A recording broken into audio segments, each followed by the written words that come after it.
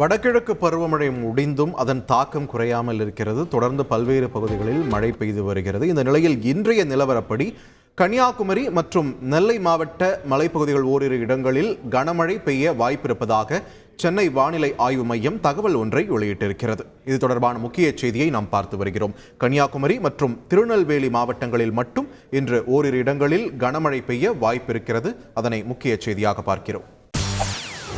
செய்திகளை உடனுக்குடன் தெரிந்து கொள்ள உடனே சப்ஸ்கிரைப் பண்ணுங்க.